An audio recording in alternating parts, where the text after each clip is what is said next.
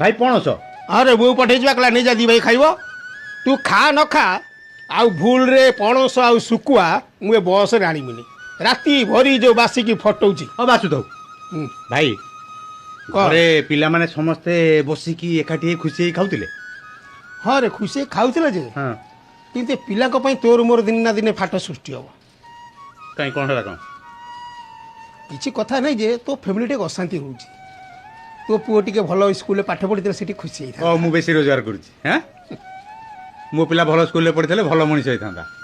ତମ ପୁଅ ଗାଁରେ ପଢ଼ୁଛି ଅମଣିଷ ହେବ। ମୋ ପୁଅ ଯଦି ଅମଣିଷ ହେଇଗଲା ସେ ଗ୍ୟାରେଣ୍ଟି କ'ଣ ଆମେ ଦେଇପାରିବା ଭାଇ? ସେସବୁ କଥାକୁ ଛାଡ଼ ତ। ଆମେ ଗୋଟିଏ ମାଆରୁ ଜନ୍ମ ହେଇ ଆମେ ଯଦି ଅଲଗା ହେଇଯିବା ତ ମୋ ପୁଅ ଆମ ପାଖରୁ ଅଲଗା ଭବିଷ୍ୟତରେ ନ ହେବ ବୋଲି କିଛି ମାନେ ଅଛି। ସେ ଯଦି ସଂସ୍କାରରେ ବଢ଼ିଥିବ ନା ତାହେଲେ ଏଭଳି ଅମଣିଷିଆ ବୁଦ୍ଧି ତା ମୁଣ୍ଡରେ କେବେ ଆସିବ ନା। ତେଣୁ ସେସବୁ କଥାକୁ ଛାଡ଼। ଝଗଡ଼ା ପାଟିଗଳ ସବୁବେଳେ ଘରେ ହେଉଥିବ ତାକୁ ଆମେ ସମାଧାନ କରୁଥିବା ବୁଝିଲ। बुझिली मो कष्ट जो तो कष्ट तू सामिल सब करूँ ना से जिनसा मो दिहरे सब बेले गोड़े घाटी होची भाई एटाକୁ तो परिवार कहते ना।